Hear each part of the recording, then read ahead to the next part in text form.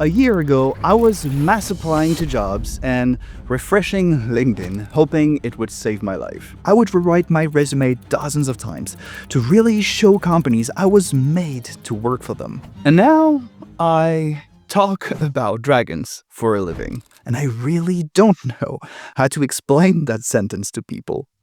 So, what'd you do? Oh, sure.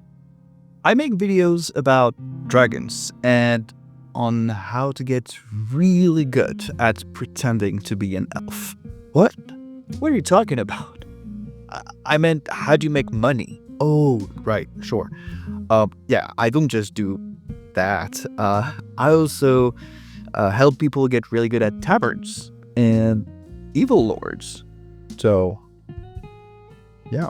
That's my job now? So, how did we get here? Well, let's rewind a bit. About a year ago, I was unemployed. That's kind of a big word, so I just want to make something clear. People tend to think about it as either a dramatic rock bottom kind of situation, and it can definitely be that for a lot of people. Or, as a fun sabbatical kind of thing. And maybe it is that for some other luckier people. For me, though, it was just quiet. It just made every day feel like the next one. I was lucky because my partner was making enough, so we had a roof above our head, etc. But I just felt like I was getting a bit smaller every day, and it's not a nice feeling. And I think what I hated the most about it is I felt like I didn't have the right to have fun. Like, you don't have a job, so why would you have the right to have a hobby? And so I slowly stopped doing stuff. I'm a massive guitar nerd, but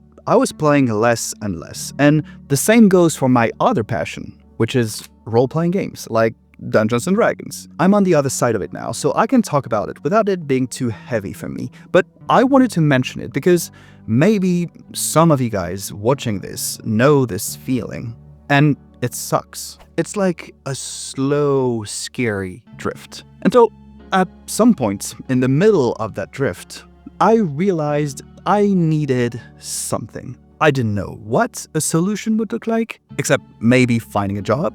But I decided that if that was my life now, I was still allowed to enjoy it. And I should create some kind of a movement in it to avoid going insane, basically. I wanted to find or build something that was mine, which I could spend a bit of time on, and that would just maybe make me feel better. Now, here's the thing. I've been playing D&D and other tabletop role-playing games for quite a while. If I trust my analytics, for longer than some of you have been alive. Which is a sentence that makes me feel ancient, but there you go. I started as a kid in the 90s with a friend who still plays with me to this day, and I just kept at it. I tried over 30 different systems over the years, and I have so many great memories it would be impossible to list them. It just never stopped being interesting to me, and I had thoughts about how to run games and storytelling and all the mistakes I'd made across hundreds of sessions. And also, I've been binge watching YouTube videos since they started YouTube. I just always loved this platform. So I thought maybe I could try talking about what I know to strangers on the internet. Now, maybe there is an alternate reality where I just started recording, hoping to figure it out. But I'm not that guy. I am, at my core, the kind of person who does research on the plan they need to research before doing the research. I get over-fixated on things and go on the weirdest rabbit holes. Yes, I do know how to make my shoes look like this now. It's a problem sometimes. So before I recorded a single second of video, I spent quite some time looking into how YouTube works. I learned about the almighty algorithm and retention curves, about thumbnail psychology, etc. And I also looked at the D&D space, learning about what people were interested in. So yeah, even though this was just supposed to be something fun to avoid going crazy, I built a whole content strategy for a channel about Dungeons & Dragons that didn't really exist yet. I used to work in startups before, so I even jokingly said to myself I had to have a minimum viable product of 5 videos. I decided that if I could make 5 videos and put them out into the world, I would have made the thing and the experiment would be a success. No matter what happened, and the whole time, imposter syndrome shouted at me. You know, Why would they listen? Oh, so you're a YouTuber now. There are already people doing this. And they're better. And you can't even draw cool hats, man. I hated that voice. But yeah, it had some points, honestly. On paper, it was a bit ridiculous. But I thought, okay, what do I actually have to lose? I had time, we've been over that, and opinions. And the worst case scenario was that I would make 5 videos nobody watched. And nobody would know about it because, yeah, that's kind of how no views work. At least I would have made something. So I made the 5 rough videos, and it was extremely hard. Like, do you like the sound of your own voice? Okay, now imagine listening to it for hours on end just to spot and remove weird mouth noises. Anyway, I clicked on publish, and I remember thinking, I worked really hard on this. And literally no one on earth will know this exists at the same time. I've played guitar for empty rooms that felt more crowded before. So I published the 5 videos and went back to applying for jobs. And then something weird happened. People watched them.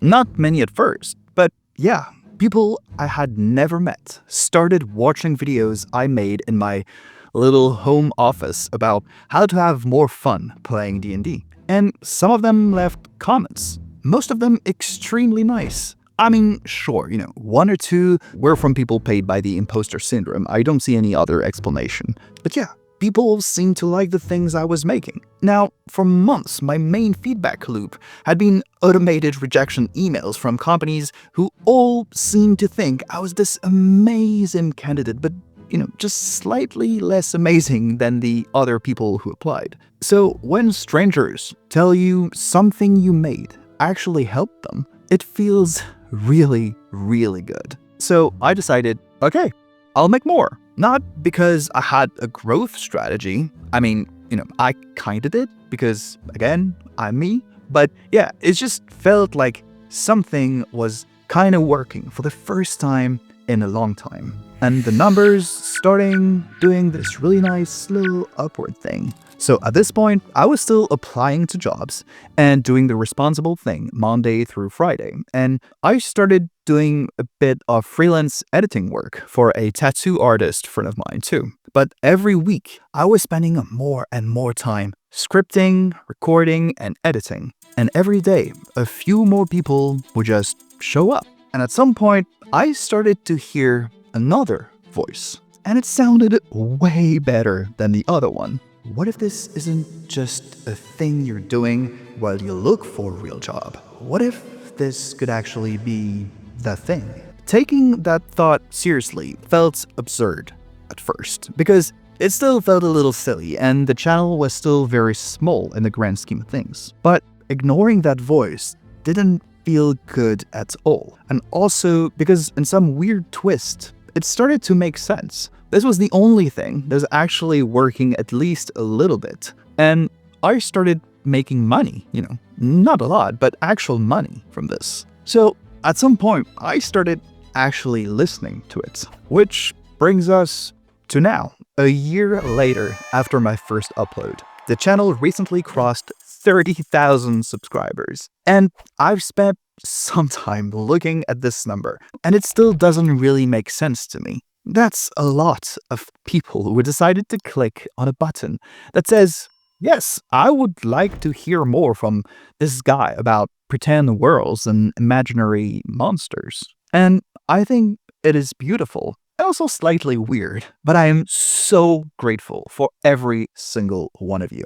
If you've ever watched just one of my videos, just one, thank you so much. I'm not saying this lightly. Time is the one thing we can't just make more of.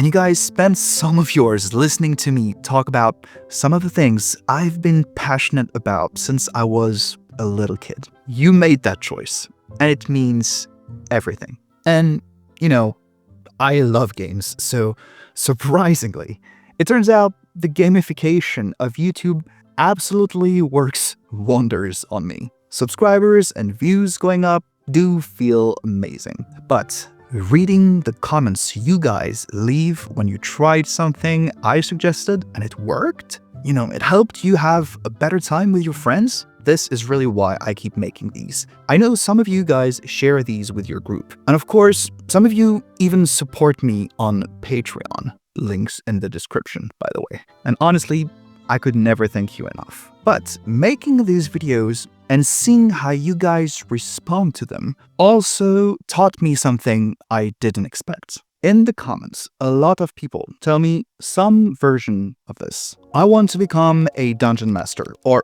I want to play D&D, but I'm scared to start. People are scared they'll be bad. They don't know enough rules, or that their players will have a terrible time, that it will all be their fault. And that fear prevents them from actually doing the thing they want to do. And so, yeah, I get it. It's a weird parallel to make, but a year ago, I felt like that. I didn't know how to make YouTube videos. I didn't have an audience. I had no reason to think anyone would want to listen to me. But I did it anyway. And just so I'm clear, I'm not saying it's because I was brave, or that me starting a D&D YouTube channel is some kind of great achievement, great moment in the history of humanity, and that people should feel, inspired by. I'm not saying that. I was just bored, really, and a little lost. And I figured the worst case scenario was talking to nobody, which was not a whole lot different than what I was already doing. And it turns out starting badly is fine. Like, my first videos are rough. The audio's not great. I didn't know what I was doing. I honestly still don't really know what I'm doing most of the time. But it didn't really matter, because people are more forgiving than you think, especially when they can tell you actually care. And the same thing is true at the gaming table. The people playing with you, they want you to succeed. They're not waiting for you to fail so they can point a finger at you.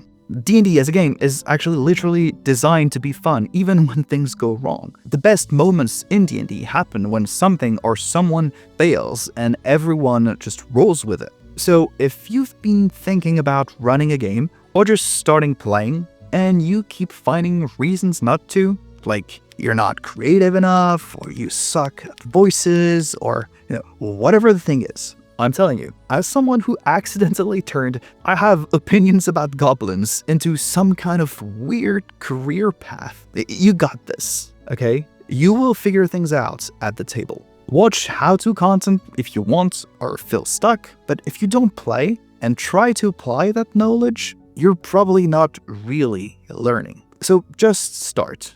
Maybe your first session will be messy, but odds are it's still gonna be fun. So yeah, a year ago, I was refreshing LinkedIn, and now I talk about dragons for a living. And many of you guys decided to join me for the ride, so thank you, truly. I've got a lot more things planned in the future. The list of topics I want to dig into keeps getting longer, and I couldn't be more excited to find out where I will be in another year. And in the meantime, if you want to see how far we've come and refresh on your DM knowledge, watch this playlist next.